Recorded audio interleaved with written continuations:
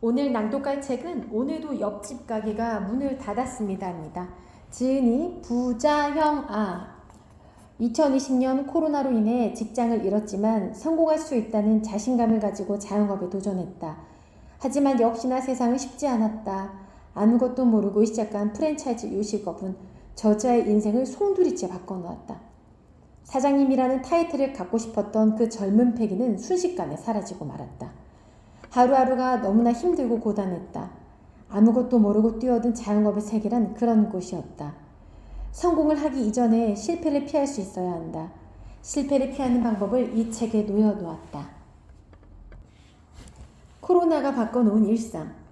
새벽에 잠에서 깬 수호는 펑펑 내리는 눈을 보더니 헐레벌떡 일어났다. 수호는 동대문으로 출퇴근하는 평범한 직장인이다. 이렇게 눈이 오는 날은 차가 엄청나게 막히기 때문에 빨리 움직여야 했다. 평소에도 차로 1시간 걸리는 출근길인데 눈이 오면 2시간이 넘게 걸린다는 것을 오랜 경험상 잘 알고 있었기 때문이다. 하지만 금세 마음을 바꾸고는 천천히 출근 준비를 한다. 일찍 출근했다고 누가 인정해주는 것도 아니고 일하는 시간만 더 늘어날 뿐이니 말이다. 그냥 느긋하게 2시간 정도 라디오를 들으며 가는 게 어찌 보면 본인에게 더 도움이 될 것 같았다. 사무실 도착 시간은 8시 55분. 평소라면 그래도 30분 전에는 도착했을 것이다. 하지만 오늘은 눈 때문에 조금 더 오래 걸렸을 뿐 도착하자마자 수호의 사장님은 잔소리를 한다. 일이 없어도 좀 부지런히 와서 준비하고 신상도 개발하고 그래. 차도 사줬으면 빨리빨리 다녀야지. 사장님은 바로 수호의 엄마다. 수호가 일하는 곳은 부모님이 30년째 운영하고 있는 동대문의 작은 의류 부자재 업체다. 이곳에서 수호가 일한 지도 어느덧 10년이 넘어간다. 수호의 부모님은 1988년 장사를 시작하셨고 IMF, 외환위기, 닷컴 버블과는 전혀 다른 세상에서 승승장구했던 베이비 부머 세대다. 2010년 동대문 거평프레아가 망하기 전까지는 말이다. 거평프레아 사건은 수호가 학생일 때 일어난 일이라 성인이 된 지금까지도 자세한 내막을 알지 못한다. 모른다기보다 자세히 알아보고 싶지 않았을 뿐이다. 수호의 아빠가 거평프레아라는 상가에 투자했고 사기를 당해 3억을 홀랑 날린 것이다. 점포를 분양받아 월세를 받을 계획이었는데 거평이라는 회사가 부도났고 돈을 돌려받기 위해 들어간 소송비만 1억은 좋게 될 거라는 이야기를 어렴풋이 들었기 때문이다. 거기에 소유권을 넘기는 조건으로 받은 보상금 30%까지 임차인 연합인 대표가 들고 도망갔다고 한다. 수호의 집이 변하기 시작한 것은 이때부터다.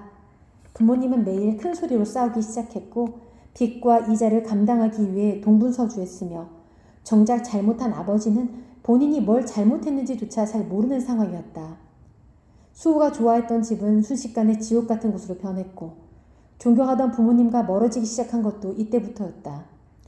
태어나면서부터 부모님 덕분에 금수저라는 얘기를 들으며 자랄 정도로 유복했던 수호는 부족한 것이 없었다. 부모님께서 학교에 다녀가시면 선생님들이 유난히 잘해주었고 학급 반장은 항상 수호였으며 전교회장까지 수월하게 뽑힐 정도였다. 대학생 때는 유일하게 자취방이 있는 신입생이었고 술자리에선 남에게 빚지는 것이 싫다는 명목으로 항상 수호가 술값을 내곤 했다. 그래서였는지 그의 주변에는 항상 친구들이 떠나지 않았다. 하지만 아버지가 당한 사기는 수호의 인생을 송두리째 바꾸는 계기가 되었다. 훈련소에 들어간다는 이유로 대학교에 휴학계를 신청했지만 실상은 등록금을 내기 어려웠기 때문이었다. 어차피 다녀와야 할 훈련소였기에 이참에 휴학한 것이 수호에게는 그나마 다행이었을지도 모른다. 수호는 어릴 때 축구 유망주로 프로선수가 되는 것이 꿈이었지만 제대로 몸관리를 하지 않았던 탓에 십자인대 파열과 허리 디스크 문제로 운동을 그만두었다. 부상으로 사회복무 요원 판정을 받았고 훈련소를 다녀온 뒤에도 그 지옥같은 집에서 매일 출퇴근할 수밖에 없었다. 사회복무 요원으로 근무하던 시절 수호에겐 평생 잊지 못할 사건이 하나 터졌다. 수호 엄마는 여기저기서 돈을 끌어모으다 도저히 안 되자 돈을 좀 구해오라며 아빠를 고모집에 보냈다. 엄마의 마음을 아는 것인지 모르는 것인지 수호 아빠는 돈을 구해오기는커녕 고모집에서 거하게 술 한잔을 하고는 양손에 김치와 수박을 들고 온 것이다. 쫙! 척! 수호 엄마는 현관문을 열고 그것들을 복도에 내동댕이 쳤고 김치인지 수박인지 구분이 안 되는 빨간색 국물이 앞집 현관문과 복도를 뒤덮었다. 수호는 누가 볼세라 재빨리 물티슈를 가져와 복도와 앞집 문을 죄지은 파리마냥 싹싹 닦았다. 벌개진 앞집 현관문이 마음에 걸려 아세톤을 발라 닦기도 하였고 김치 냄새를 제거하기 위해 에프킬라까지 뿌렸지만 쉽게 사라지지 않았다. 수호는 왜 이 장면을 평생 잊지 못할까? 그 사건 뒤로 수호가 집에 있는 시간은 급격하게 줄어들기 시작했다. 부모님이 주무실 때 들어가기 위해 퇴근 후 항상 약속을 잡았고 주말에는 술자리를 만들기 위해 이 친구 저 친구 연락해서 불러내기 일쑤였다.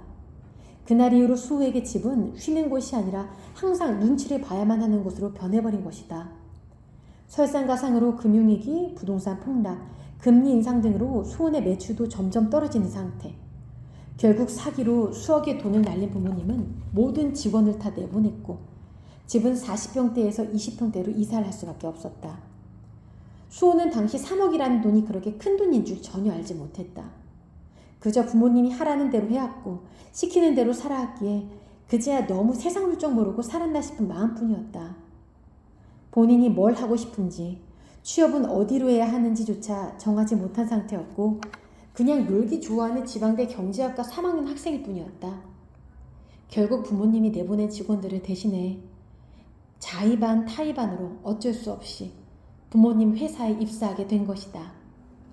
네, 오늘도 옆집 가게가 문을 닫았습니다라는 책을 한번 제가 낭독을 해봤는데요.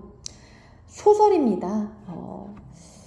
이 주위를 둘러보면은 정말 잘 있던 상점이 상가가 갑자기 없어지는 경우가 많아요. 그만큼 이제 경기가 어렵기 때문인데요.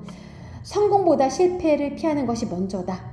망하지 않는 사장님이 되기 위해 반드시 읽어야 할 필독서라고 합니다. 소설로 담아낸 아무도 말해주지 않는 자영업의 생생한 현실을 이 책에서 확인하실 수 있습니다. 지은이 부자 형아, 출판사는 모모북스입니다.